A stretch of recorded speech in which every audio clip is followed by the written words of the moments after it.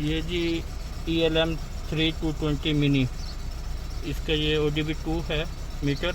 तो इससे आज हम चेक कर रहे हैं। ये गाड़ी है टोयोटा करोला और इसके ऊपर चेक इंजन लाइट आ रही है 2015 मॉडल। चेक करते हैं कि ये जो मीटर है क्या इसके ऊपर काम करता है कि नहीं करता, और इसका फॉल्ट भी ट्रेस करते हैं कि नहीं करता। आज ये करने के लिए हम इसको ODB पोर्ट में लगाएंगे। नीचे 16 इंच की ODB पोर्ट है।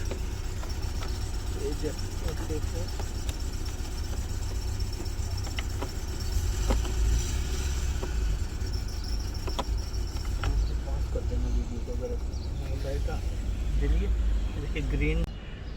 अच्छा जी, अभी हमने इसको लगा लिया, उसमें कनेक्ट कर लिया। तो अब यहाँ से इसे चेक करते हैं। ये टार्क है और ये यहाँ पे ब्लिंक कर रहा है। और अब ये गाड़ी के साथ चेक करते हैं, कनेक्ट हो जाए इसको।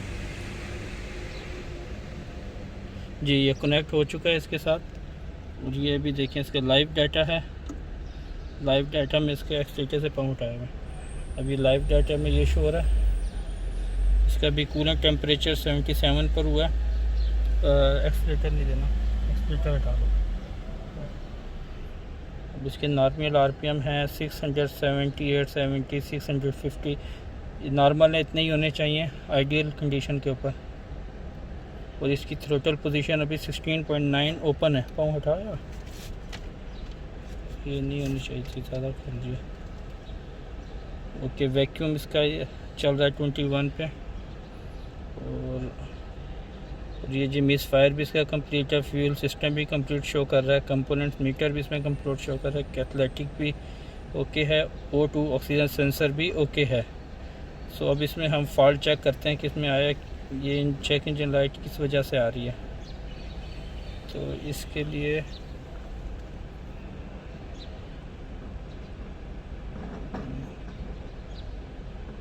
फॉल्ट कोड में जाएंगे, सर्च पर जाएंगे।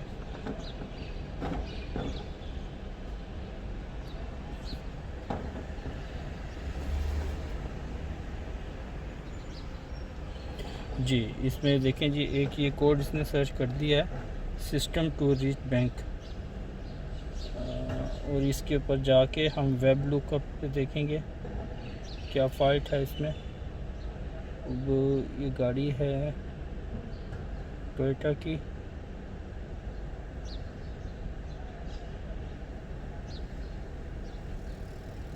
और fuel and air mixing control valve.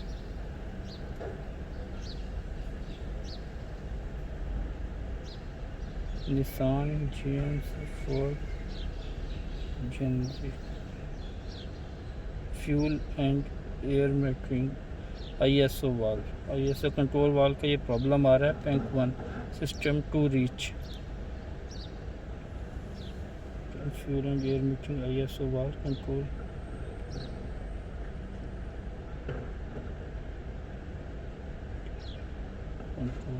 पास करो जरा ये।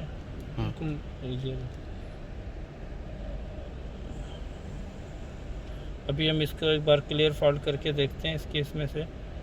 जैसे बैक पे जाते हैं और फॉल्ट कोड पे इसमें तो जी clear faults on ECU check करते हैं अभी करके।